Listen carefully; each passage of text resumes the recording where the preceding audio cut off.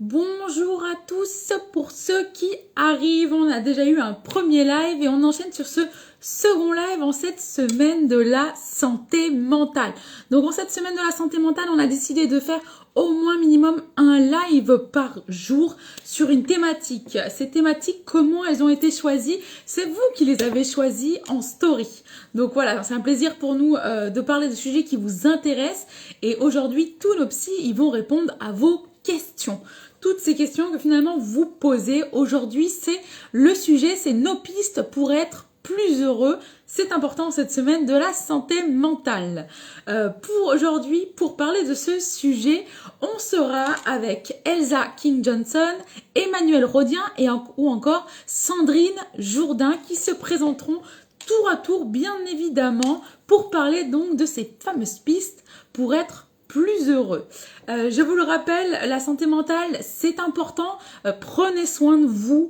C'est pas anecdotique, vraiment pas. Surtout en cette période. C'est vrai qu'on sort quand même du coronavirus, mais il y a d'autres crises qui nous impactent, qui sont importantes. Ne minimisons pas les choses. Je vous rappelle, pour ceux qui sont intéressés, que la thérapie en ligne, c'est possible. Pour ceux qui préfèrent une thérapie en présentiel, n'hésitez pas. Je peux vous envoyer le lien en message privé avec grand plaisir. Pour ceux qui ont également des questions pour être plus heureux sur le sujet du jour, n'hésitez pas, vous avez le petit widget questions ici, vous pouvez poser toutes vos questions.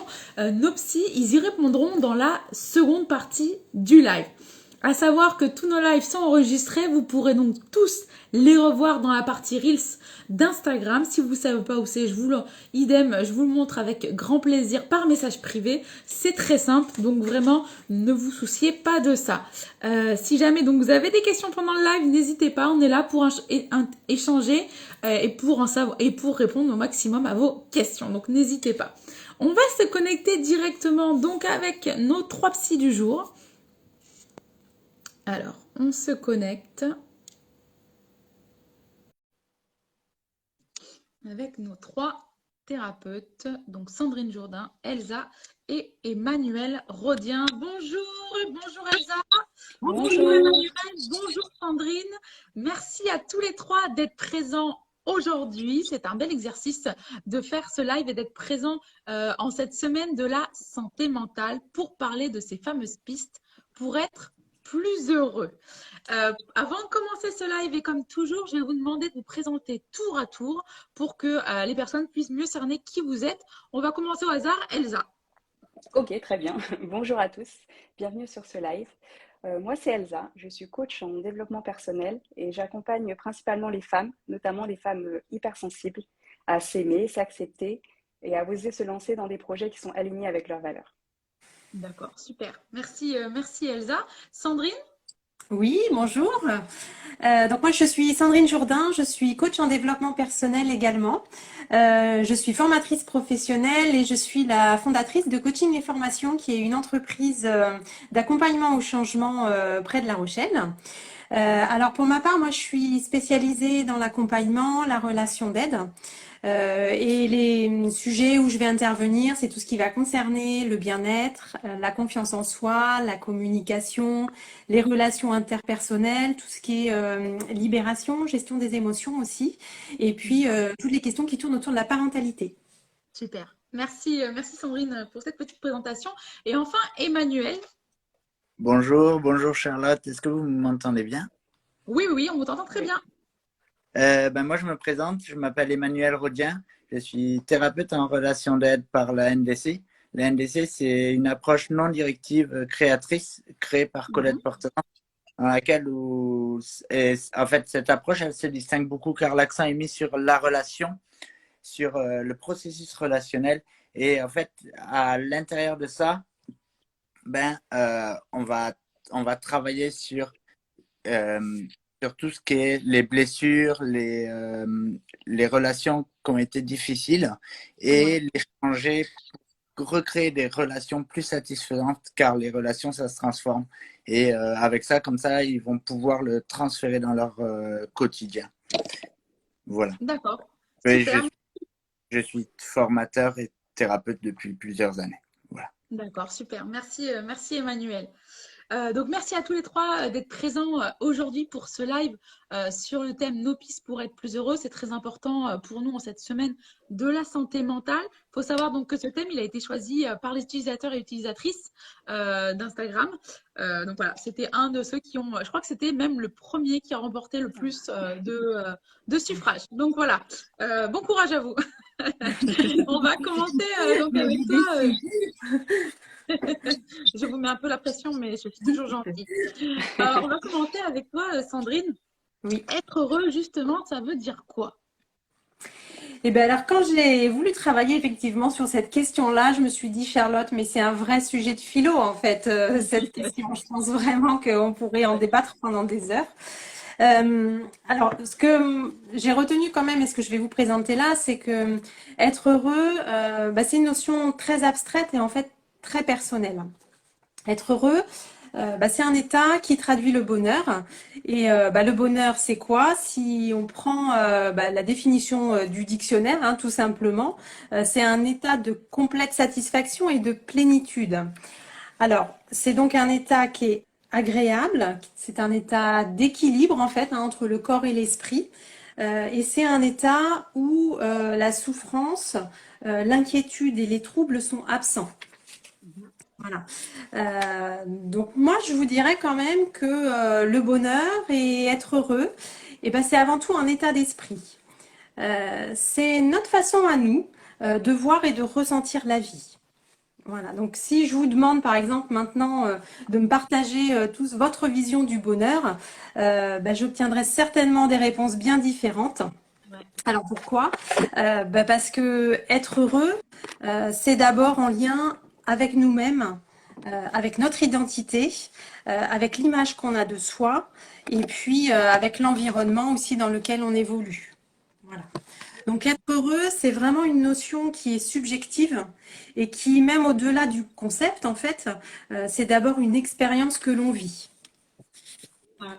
Donc, être heureux, moi, dans la façon pour le définir, hein, c'est donc ressentir une émotion qui est agréable, mais surtout on en prend conscience. Ça va être quelque chose d'important.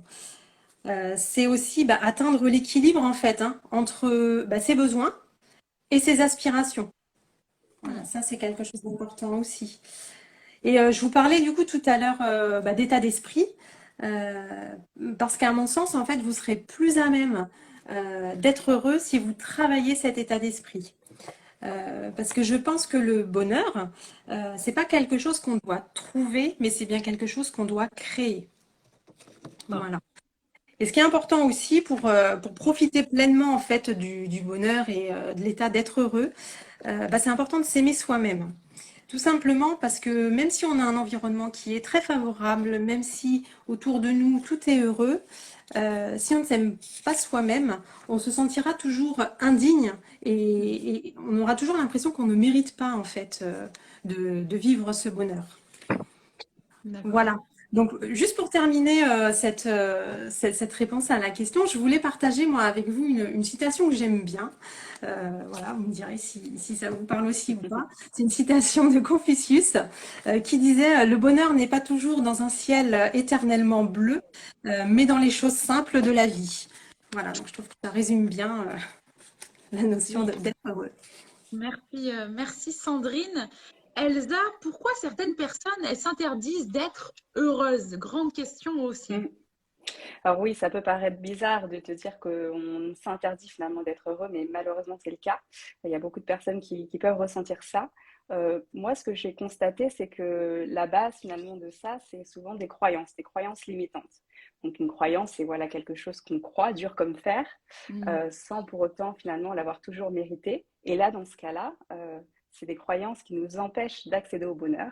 Alors, je vais donner des exemples pour que ce soit plus concret. Ouais. Si on prend par exemple une personne, une maman qui a perdu son fils dans un accident ou un mari qui a perdu sa femme, donc ces personnes vivent un deuil. Elles ont forcément énormément de tristesse au vu de la situation.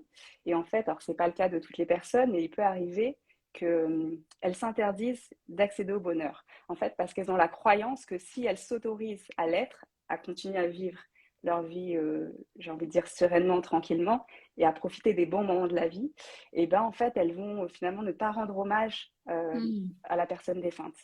Elles vont du coup s'interdire d'accéder à ce bonheur pour respecter, de leur point de vue, la mort finalement des personnes qui leur étaient proches. Et ce qui est compliqué, c'est que ce n'est pas forcément toujours conscient. C'est quelque chose qui peut être aussi complètement inconscient. Donc ça, c'est un premier exemple de comment on peut finalement s'interdire le bonheur. Un deuxième exemple, toujours dans cette idée de croyance, c'est la croyance finalement que bah, ma vie, de toute façon, toute ma vie, j'ai eu des difficultés, toute ma vie, j'ai été dans ce malheur. Alors bien sûr, ça vient se justifier, en tout cas s'appuyer par peut-être des situations de vie très compliquées. Ça peut être des traumatismes pendant l'enfance, un viol, du harcèlement scolaire, des violences aussi physiques, donc des choses très concrètes et très dures. Hein. L'idée n'est pas de renier ça, de mettre ça de côté, mais du coup, ça peut aussi ancrer une croyance chez la personne comme quoi finalement, bah, ça va toujours mal se passer. Parce que, en fait, ce qui s'est passé dans le passé va se reproduire, même sous d'autres formes, et du coup, en fait, je ne peux pas. Je peux avoir cette croyance que finalement, je ne peux pas être heureux. Et il est important d'essayer de comprendre ça, de mettre le doigt dessus, et du coup d'aller déconstruire tout ça pour finalement se construire une nouvelle histoire. L'idée n'est pas de nier ce qui s'est passé par le passé qui était très difficile, mais plutôt d'essayer d'être un peu plus apaisé avec ça, même si je sais que ça peut être difficile et voilà, ça peut être difficile pour certaines personnes forcément, mais d'être plus apaisé avec ça et d'essayer de se construire son prochain futur, de changer cette croyance limitante en une croyance qui va être aidante, une croyance qui va être ressource et qui va inciter la personne finalement à s'autoriser ce bonheur. Je donnerai un dernier exemple par rapport aux croyances aussi, qui est tout simplement le fait qu'on peut se convaincre qu'on ne le mérite pas en fait. Et j'en parle aussi parce que ça a été mon cas il y a plusieurs années. J'ai beaucoup évolué depuis. Mais cette croyance que finalement, on ne mérite pas le bonheur. Alors, c'est lié à plein de choses. Hein, et il n'y a pas besoin d'avoir forcément une enfance... oui, c'est très dur. Pas forcément besoin d'avoir une enfance traumatisante avec voilà, des vrais traumatismes pour avoir cette croyance-là.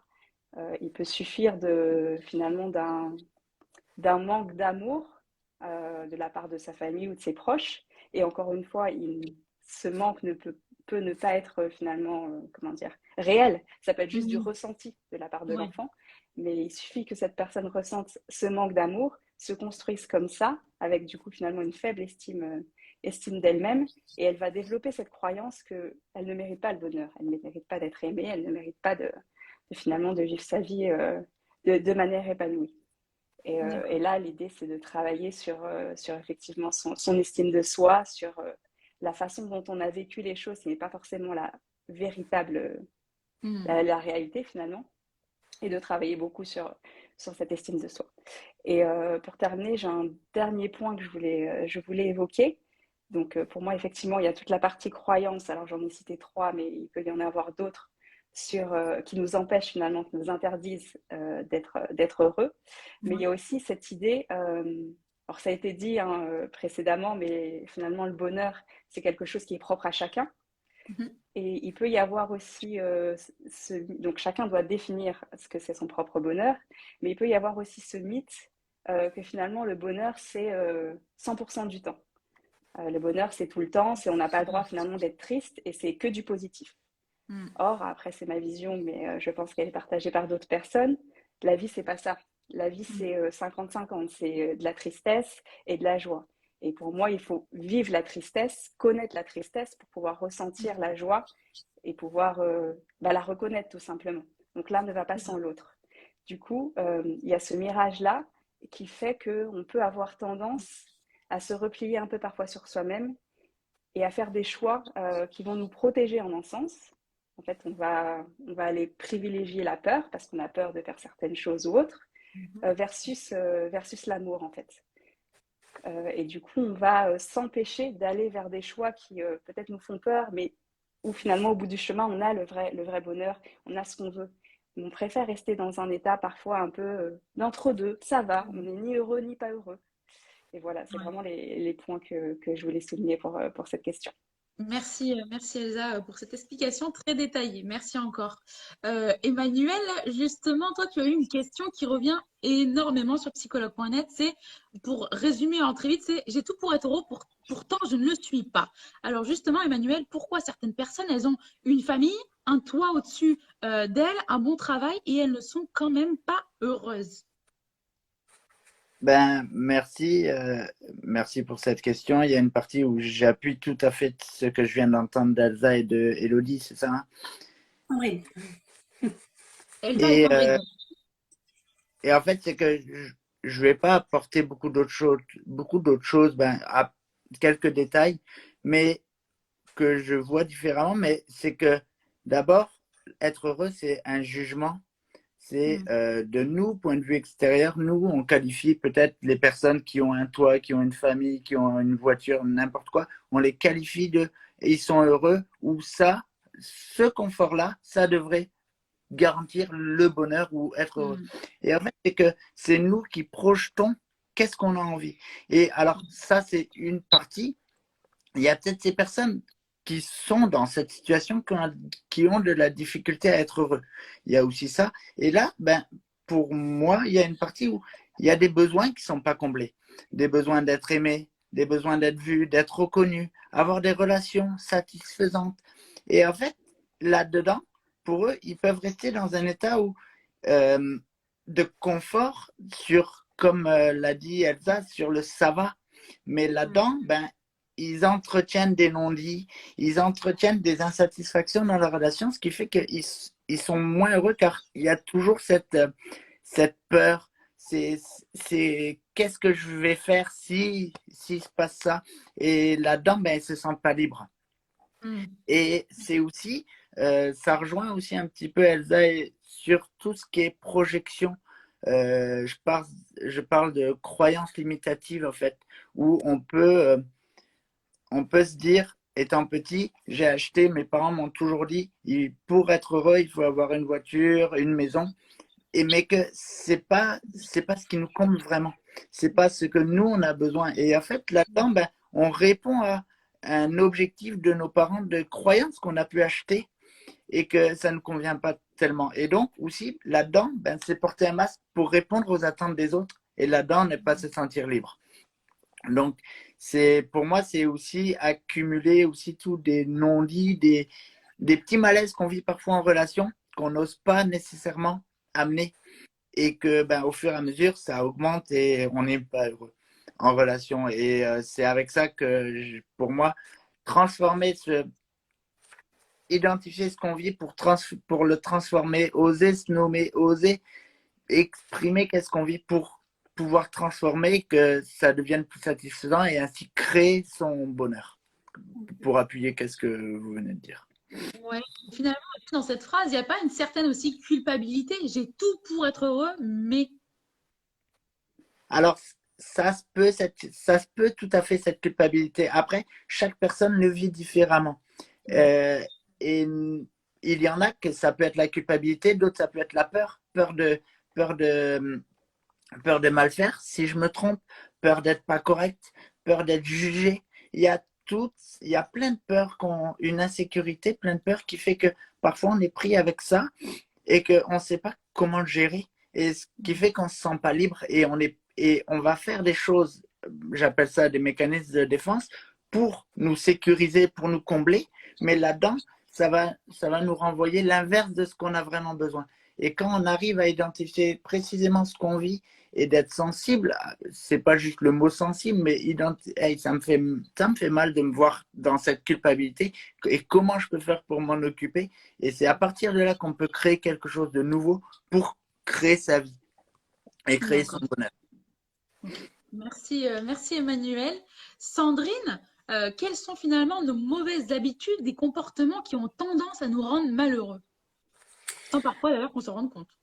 C'est ça, c'est ça. Et puis, on en a quelques-uns, hein, des comportements et des attitudes qui peuvent être contre-productifs au final. Parce qu'on a tous un moment bah, où on se plaint de ce qui va mal dans notre vie, on se plaint de la tristesse que l'on peut éprouver.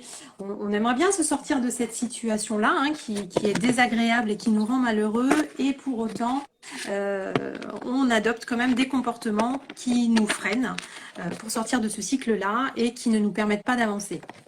Alors aujourd'hui, moi, je vais vous présenter, je vais vous parler de 5 comportements qui ont tendance à nous rendre malheureux. Alors la liste, hein, elle n'est pas exhaustive du tout, hein, je pense qu'on peut en ajouter. J'ai essayé de choisir effectivement des comportements qui vont me parler au maximum de personnes aujourd'hui. Donc pour commencer, je vais parler de cette façon qu'on a de faire parfois, de se comparer aux autres. Ça, c'est une première chose. Donc, on rencontrera toujours quelqu'un qui sera plus grand, plus beau, plus mince, plus gentil, plus riche, enfin, ce qu'on veut. Et notre habitude à ce moment-là, c'est souvent en fait de nous comparer aux autres. Et à ce moment-là, on se dévalorise. Et on minimise complètement nos propres atouts. On n'existe plus, l'autre est idéalisé, et puis on est vraiment dans cette démarche de dévalorisation. Du coup, on en vient même à oublier notre individualité et nos caractéristiques qui font de nous quelqu'un de singulier et d'unique en fait par rapport aux autres. Voilà. Donc ça, c'est un des premiers comportements qu'on peut avoir effectivement et qui peut nous rendre malheureux. Après, je vais vous parler de ce qu'on appelle l'auto-sabotage. Alors ça, c'est quelque chose que je rencontre assez souvent aussi hein, dans les accompagnements que je peux mettre en place. Et quand on fait ça, finalement, on devient notre pire ennemi.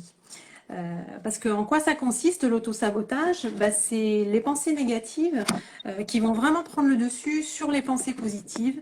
Et alors on est dans une démarche de dévalorisation de soi. On va se dire, se répéter, je suis nulle, je mérite pas, ça c'est pas pour moi, je suis pas capable, je suis pas assez fort, voilà, j'y arriverai pas. On va se répéter et on va presque se convaincre aussi des fois hein, de ce genre de choses. Et alors le problème de l'autosabotage, alors hormis bien sûr qu'il entrave l'estime de soi, c'est aussi qu'il a une incidence sur nos prises de décision en fait. Puisque au final, on ne va plus prendre des décisions, on ne va plus faire des choix éclairés et assumés, mais on va faire des choix parce qu'on ne croit pas en soi ou parce qu'on a peur à ce moment-là. D'accord. Voilà. Ensuite, je vais vous parler aussi d'un comportement qu'on peut avoir qui est de vivre dans le passé.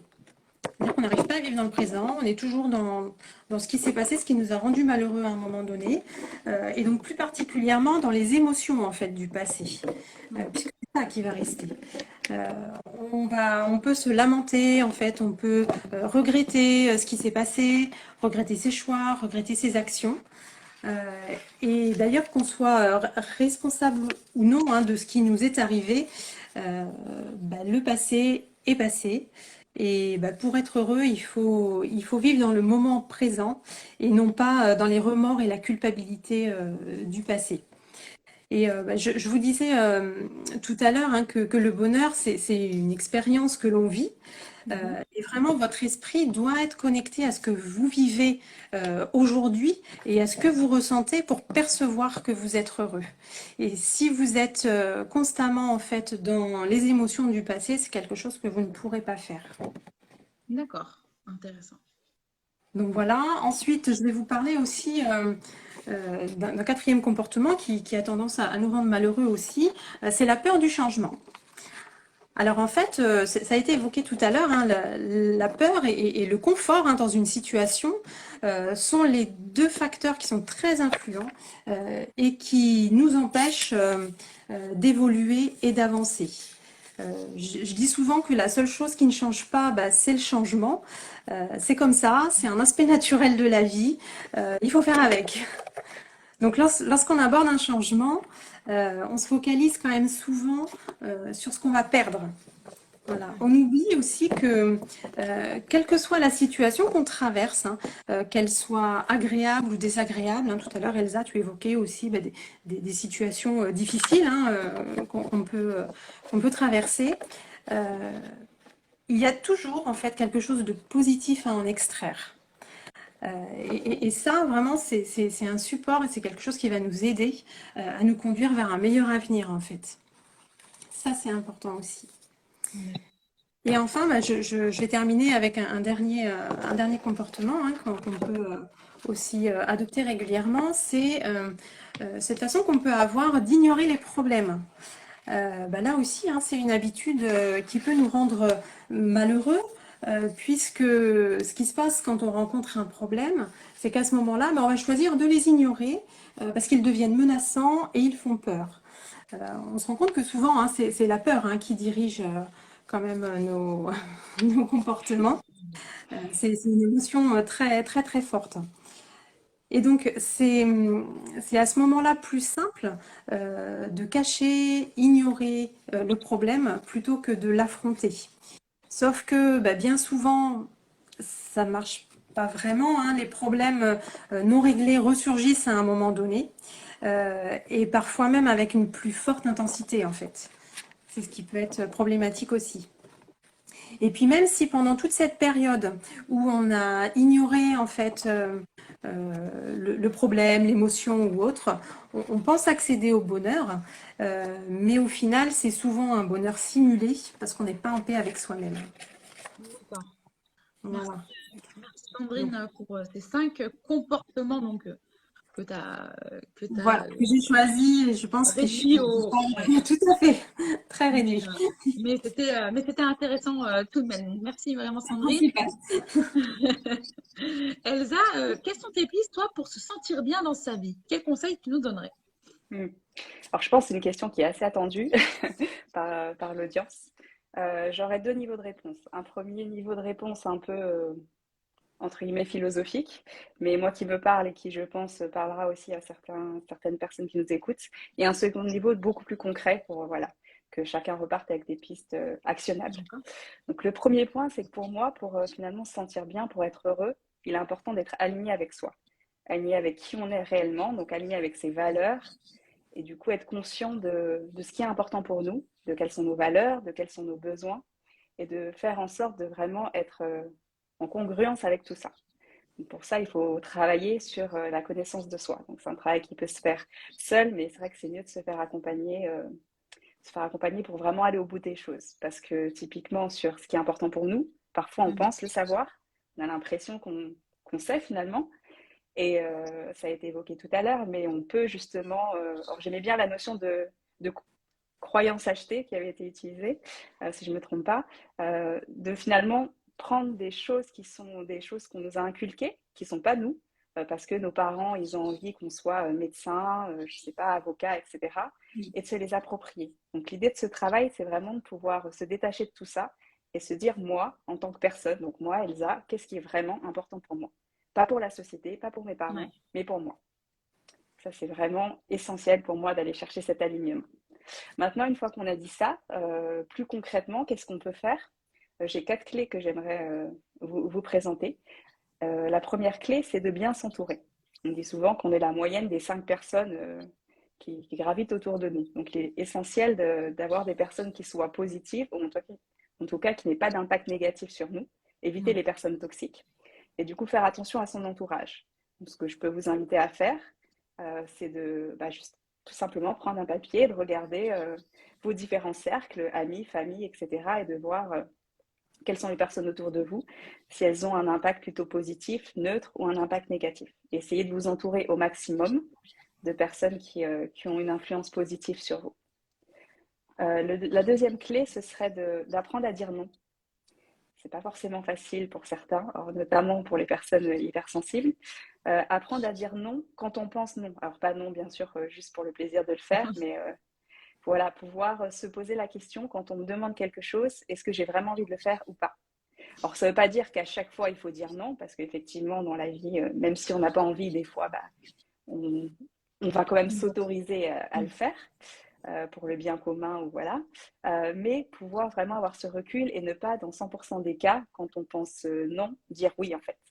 Parce que finalement, quand on dit non, enfin quand on dit oui à quelqu'un alors qu'on pense non, on se dit non à soi-même. Et du coup, il y a problématiques de manque de respect envers soi-même, finalement, on va faire favoriser l'autre versus soi, et du coup, ça va avoir un impact négatif sur l'estime de soi. Donc vraiment, essayer de travailler sur apprendre à dire non. Alors, il y a deux petits tips que je peux vous donner. Le premier, c'est quand on vous pose une question, de dire non directement dans sa tête, pas forcément à haute voix, mais déjà pour que le cerveau s'habitue à dire non. Et après, on peut indiquer la vraie réponse. Ou alors, deuxième option, enfin les deux peuvent être complémentaires aussi, c'est de ne pas répondre. De prendre un temps et de dire à la personne, écoute, là, je ne sais pas, il faut que je vois avec mon emploi du temps, avec mes autres engagements, etc. Je reviens vers toi et je te dis. Mais ne pas se précipiter pour tout de suite acquiescer et répondre favorablement à la demande qui nous est faite. Le troisième point, c'est la gratitude. La pratique de la gratitude, il y a plusieurs études qui le montrent, est vraiment un point important pour favoriser justement le bonheur. C'est de pouvoir être finalement en paix et finalement apprécier tout ce qu'on a, toutes les choses que l'on a déjà. Parce que souvent, on se focalise sur ce qu'on n'en a pas, sur ce que l'on va avoir ou sur ce qu'on n'a plus aussi. Mais il est important d'apprécier tout ce qu'on a, que ce soit sur notre corps, hein, le fait de voir, de marcher, de parler. Voilà, il y a des personnes effectivement qui sont en situation de handicap qui n'ont pas forcément déjà tous ces sens. Après, ça peut être des choses plus matérielles, ça peut être des personnes, enfin, il y a tout un spectre à aller explorer, mais il est important de s'attarder sur les choses qui sont importantes pour nous et qui sont déjà là, qu'on possède déjà en fait. Donc pour ça, on peut faire cette liste de gratitude de manière plus ou moins fréquente. Et un petit exercice qui peut être fait pareil tous les jours si vous le souhaitez, c'est l'exercice des 3 kiffs. Donc c'est en fait tous les soirs ou tous les matins, moi j'aime bien le soir plutôt, de se noter 3 choses dans notre journée qu'on a appréciées en fait. Ça peut être des choses qui sont là tout le temps. On peut se dire aujourd'hui, j'ai vraiment senti que voilà, j'étais heureuse de pouvoir marcher parce que peut-être je m'étais cassé la jambe et là, j'ai vraiment ressenti en reprenant la marche de manière plus normale que c'était important pour moi. Et noter des choses voilà, comme ça où j'ai rencontré telle personne, j'ai eu un repas avec tel ami, etc. Se noter 3 choses importantes et prendre le temps de vraiment les vivre, les ressentir et de garder en soi, essayer de garder en soi l'émotion positive qui est associée. Et le dernier outil que je voulais vous proposer, pareil, ça a été évoqué, c'est l'instant présent, la pratique de l'instant présent. Vraiment pouvoir mettre en mode pause son cerveau, arrêter de trop regarder le passé ou trop se concentrer sur le futur, les difficultés qui vont arriver, la prochaine réunion ou autre, mais se dire voilà, maintenant, à ce moment précis, qu'est-ce que je fais et comment je me reconnecte avec le temps présent. Alors pour ça, ça dépendra des personnes, mais il y a plusieurs choses qui existent. Souvent, tout ce qui est sport ou activité artistique aide beaucoup. De mon côté, moi, je chante, par exemple, et aussi je fais du coloriage. Alors, le coloriage, c'est pas que pour les enfants. Ça aide beaucoup justement pour ça.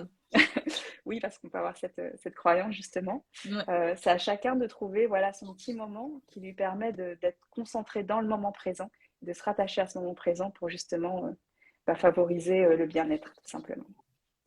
Merci, merci Elsa pour toutes ces pistes. Je pense que du coup, oui, c'était vraiment des conseils clés. Et on va en rajouter une couche puisque Emmanuel va nous dire s'il y a des bonnes habitudes à adopter au quotidien justement pour être plus heureux.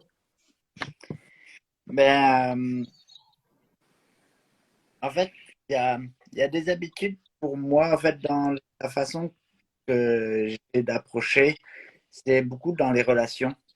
C'est s'occuper de soi dans les relations. Plus on s'occupe de nous, mais pour s'occuper de soi, ça veut dire identifier qu'est-ce qu'on vit. Identifier qu'est-ce que je vis. Et c'est aussi se montrer vulnérable face à quelqu'un de confiance au début. Me dire, pouvoir nommer, hey, ça me fait de la peine quand tu m'as dit ça, ou je suis heureux de partager ce moment avec toi. Juste nommer ces petites choses. Au fur et à mesure, c'est s'occuper de soi sur qu'est-ce qu'on vit dans le moment présent. Comme j'ai entendu. Et en fait, plus on identifie et on se montre sur qui on est, plus on a des retours et plus on est vu, on est reconnu et plus ça crée de l'attachement.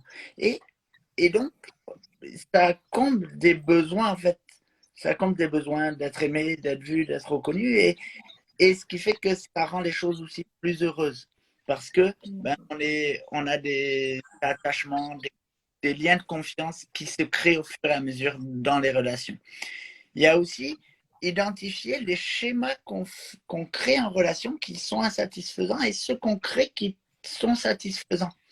Car dans notre vie, parfois, je sais que à certains moments, quand quelqu'un me dit quelque chose ou dépasse une limite que j'ai posée, je peux m'emporter. Et je vois que ça, parfois, ça peut être insatisfaisant. Donc, comment faire pour que ça devienne satisfaisant tout en me faisant respecter dans ma limite?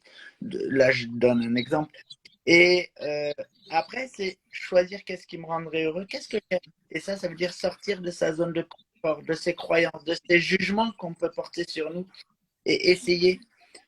Et plus on sort de cette zone de confort, plus on crée quelque chose de nouveau et ça se peut que ça ne marche pas tout le temps, mais que c'est à force d'essayer et à force de créer quelque chose qu'on met des bases pour créer son bonheur, être plus libre, l'acceptation de soi, l'acceptation de l'autre aussi, donc qui il est, on ne pourra jamais changer, mais l'autre, il peut nous faire vivre plein de choses désagréables. Mais si on reste accroché sur l'autre, on n'a aucun pouvoir. C'est nous, à l'intérieur de ça, comment on peut faire pour nous être bien. D'accord. Et donc, créer sa vie par le même fait, créer sa vie à son image. Et donc, ça passe aussi par la responsabilité de qu'est-ce que dans une relation ou dans tout ce qui se passe. Alors, c'est sûr, il y a une part de responsabilité, mais moi aussi, j'ai une part de responsabilité à qu'est-ce que j'ai créé, qu'est-ce qui a fait que l'autre a réagi ou qu'est-ce qui a fait que ça a déclenché ça. On a chacun 100% de responsabilité. Pourquoi je dis 100%? Parce que si on dit 50-50, on s'attend que l'autre 50%, l'autre personne la reprenne. Parce que quand on prend 100% de la responsabilité, c'est moi qui suis maître de ma vie. Et là-dedans, ça me permet de réajuster pour dire, OK, je vois que dans cette façon-là, de la manière comment je réagis, ça ne marche pas. Donc, comment je peux faire pour réagir autrement que satisfaisant et ainsi créer sa vie à son image et être plus heureux. Donc, et comme vous avez dit, Elodie et Elsa aussi, c'est rester dans le passé, ça peut nous faire comprendre des fonctionnements qu'on a qui sont insatisfaisants. Mais aujourd'hui, si on en parle et on a les yeux pleins d'eau ou des choses comme ça se passe dans le moment présent. Et c'est dans le moment présent qu'on a des prises pour faire le changement. Si on reste juste dans le passé ou dans le futur, on n'a aucune prise. On ne sait pas sur quoi s'appuyer. Donc, c'est un petit peu là-dessus. D'accord. C'est intéressant justement, Emmanuel, que tu nous parles de cette importance de la relation, puisqu'on a eu une question utilisateur qui nous disait que justement, cette personne, elle n'arrive pas à savoir quand elle est face à une personne toxique ou négative pour elle. Emmanuel, est-ce que tu peux nous dire comment, est-ce que tu as des conseils à cette personne justement pour détecter, savoir quand est-ce que j'ai affaire à une personne qui n'est pas bonne pour moi finalement? En fait, dans cet exemple-là, c'est sur où est-ce qu'elle est sa limite. La personne peut être toxique pour elle. Qu'est-ce qu'elle entretient là-dedans? Mais ça se peut que, en identifiant comment ça fait mal, le fait de tout ce qu'elle reçoit, qu'elle puisse toucher à sa limite sur OK, non, là, ça c'est une limite, c'est non négociable, et elle mettre une limite pour se protéger. Et en fait, là-dedans, on n'est plus sur l'autre est un problème et il est toxique pour nous, mais nous, comment on peut faire pour se protéger, pour éviter de vivre avec cette personne toxique? Ou comment on peut faire pour nommer que cette personne toxique se montrer sur hey, là j'ai atteint une limite, quand tu fais ça, ça me fait mal, j'en souffre, ça fait plusieurs fois que je te le dis, que ça se répète. Là, c'est une limite physique que je mets. Et comment mettre, parce qu'il y a des peurs en arrière, peur peut-être de se séparer, peur qu'il ne m'aime plus si tu poses une limite. Et c'est identifier toutes ces peurs pour se protéger. Et après, quels moyens on peut mettre pour être vraiment sécure en relation et tout.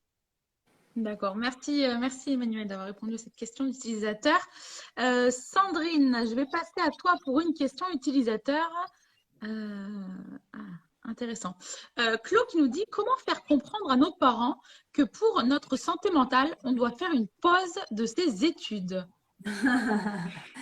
Grande question. La communication avec les parents, effectivement, elle est pas simple, d'autant plus au moment de l'adolescence, hein, où on a des comportements. Enfin, quand on est adolescent, on peut avoir aussi déjà des comportements où on a envie de se détacher un petit peu. Et je pense que ce qui vient jouer dans les conflits avec les parents, c'est aussi à un moment, on parlait de la peur hein, tout à l'heure, c'est qu'est-ce que ça vient engendrer comme peur aussi pour vos parents, du coup. Euh, ce qui me semble important, c'est de pouvoir à un moment donné être vraiment dans la communication, essayer de repérer et d'en discuter hein, avec ses parents pour comprendre qu'est-ce qui leur fait peur dans tout ça. Et puis bien cibler aussi qu'est-ce que ça va m'apporter à moi de faire une pause dans les études. En quoi j'ai vraiment besoin de ça? Est-ce que c'est quelque chose qui va vraiment être porteur pour moi ou pas? Je pense qu'il faut vraiment se poser la question pour soi de ses propres besoins hein, et être sûr effectivement de comprendre pourquoi j'ai besoin de ça et de mettre des mots dessus et de pouvoir le partager effectivement avec les parents. Je pense que le maître mot, hein, ça reste toujours la communication. Alors, c'est pas toujours facile hein, sur ces périodes-là, je sais bien, Euh, mais je pense que c'est vraiment la meilleure issue. D'accord, ok. Merci, merci beaucoup Sandrine. Alors, Elsa, je vais te chercher une question.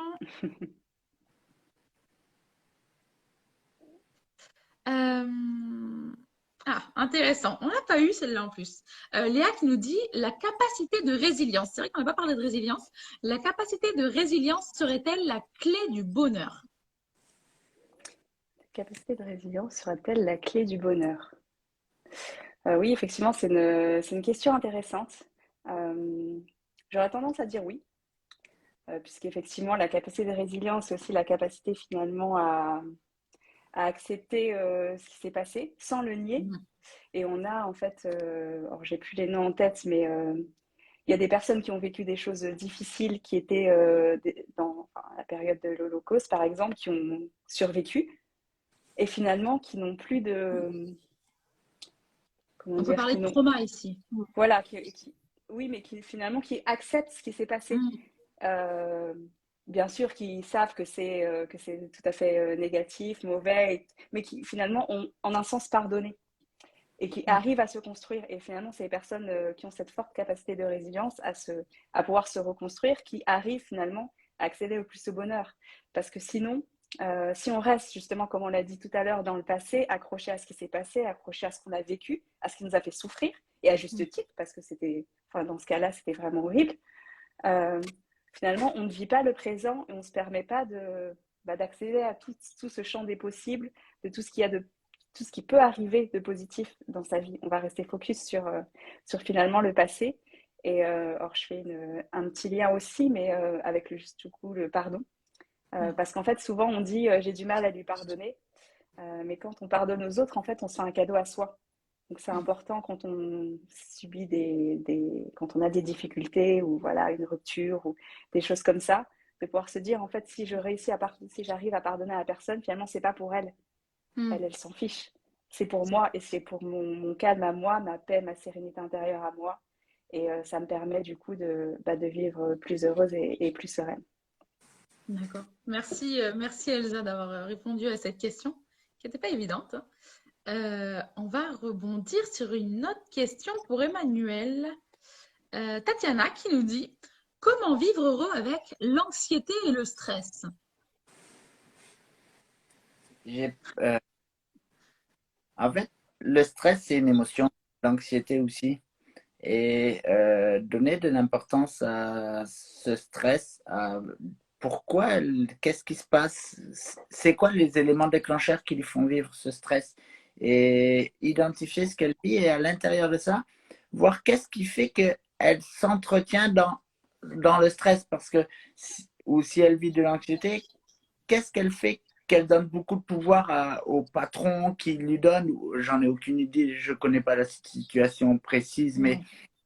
euh, qu'est-ce qui fait qu'elle donne beaucoup de pouvoir au stress qu'on peut lui mettre et par la suite elle s'en met et accueillir ça pour après voir comment elle peut se protéger pour relativiser et revenir aussi à la réalité entre ce qu'elle imagine, tout le stress et la perfection. Peut-être il y a la peur du jugement, peur de ne pas être correct, qui fait que ça l'entretient encore plus dans l'anxiété et le stress.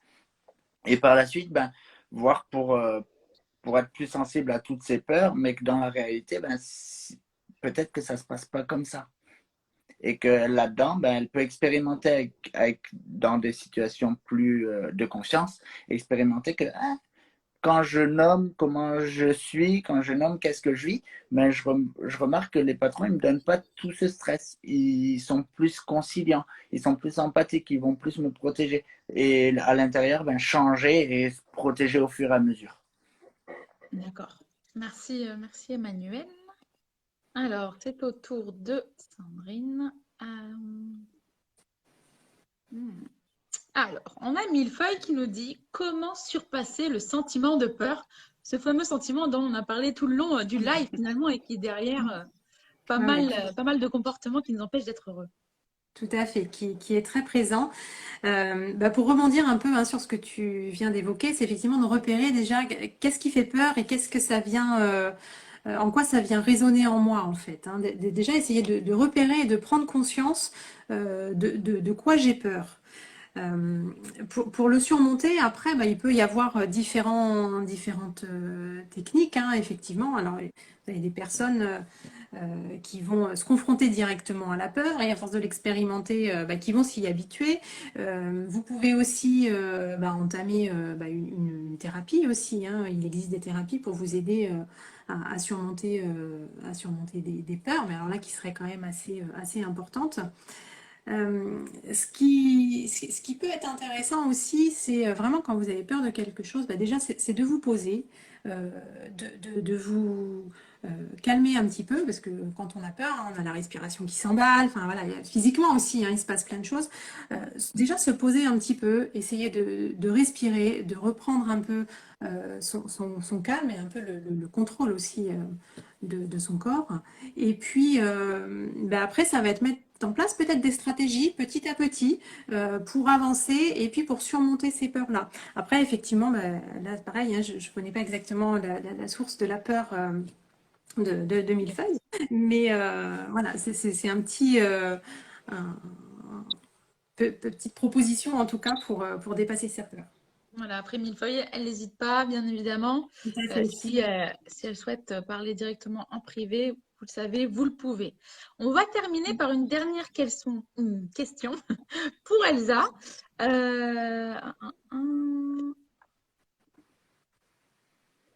Alors, Brittany qui nous dit, est-ce que l'anxiété peut être devenue un réflexe? Est-ce que l'anxiété peut devenir un réflexe? Alors là, j'ai pas beaucoup d'éléments sur la question, mais effectivement, il peut arriver que on est tellement dans un processus où on va être stressé, anxieuse ou anxieux. Bon, là, il s'agit de Brittany, donc on peut être dans un processus où en fait, on a tellement pendant un temps assez long vécu une période forte de stress que ça va devenir quelque chose d'automatique, quelque chose qui va finalement faire partie de nous, presque, ou alors qui va se déclencher avec un mini déclencheur en fait. C'est comme si, enfin, il suffira entre guillemets d'appuyer sur un petit bouton pour que hop, tout se déclenche. Et ça peut être quelque chose de très léger. Ça peut être une remarque qu'on ne va pas apprécier de notre patron si on est salarié, par exemple. Et directement, on va enclencher ce mécanisme-là. Donc oui, c'est possible. Après, j'imagine que l'intérêt aussi derrière cette remarque, c'était comment, du coup, on fait pour stopper ça. C'est déjà d'en prendre conscience. La première chose, alors c'est le cas souvent dans beaucoup de questions de ce type, c'est de prendre conscience de ce qui se passe. Donc, être assez en maîtrise de soi pour se dire, OK, là, par exemple, on m'a fait une remarque et ça a entraîné de la colère, du stress ou peu importe.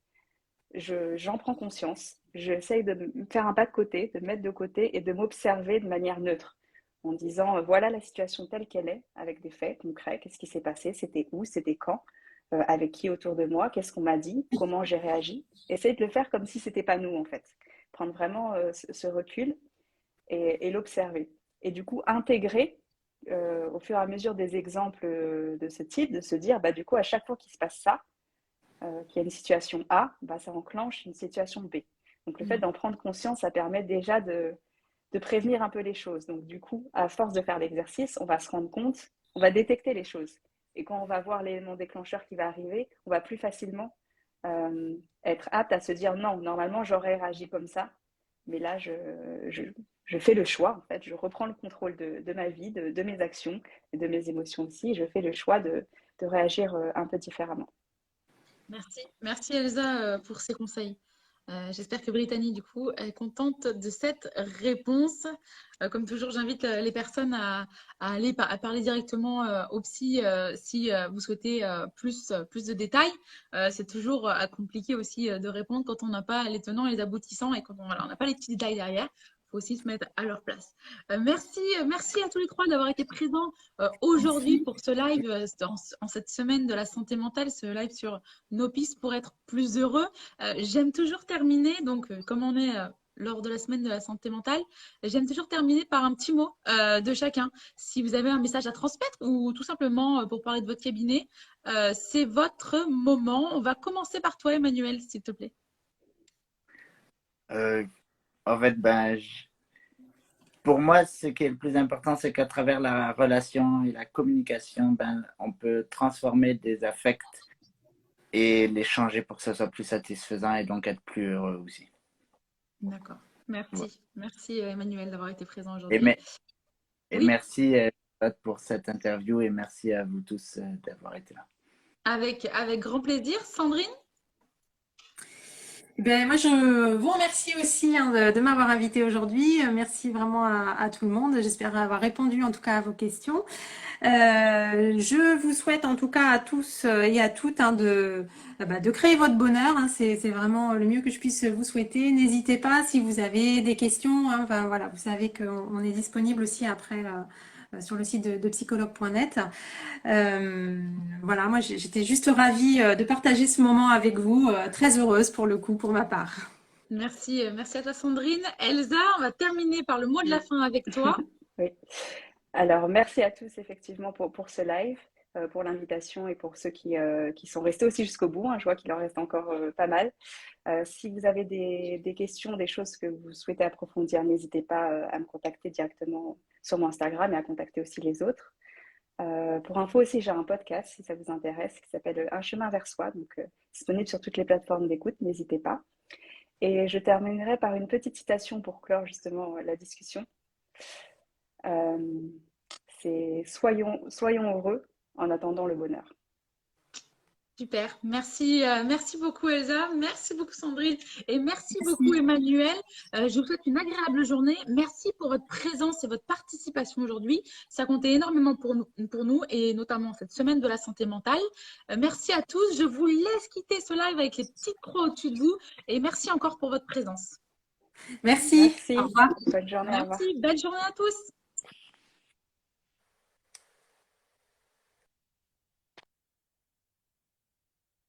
Merci à tous les trois, donc à Emmanuel, Sandrine et ou encore Elsa pour avoir participé à ce live sur nos pistes pour être plus heureux. Je vous le rappelle, ne quittez pas ce live.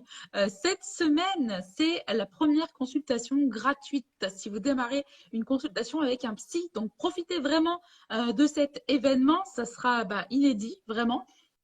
Parce que ça reste des professionnels et bien évidemment, on ne vit pas d'amour et d'eau fraîche. Donc, profitez-en cette semaine de la santé mentale, cette initiative donc de la première consultation gratuite.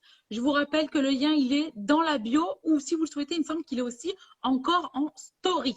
Voilà, il suffit de cliquer sur le lien et tout est expliqué après par la suite. Merci à tous aujourd'hui de votre présence, de vos questions. On est riche de ça, donc n'hésitez pas. Merci à tous. Je vous souhaite une agréable journée et à très vite.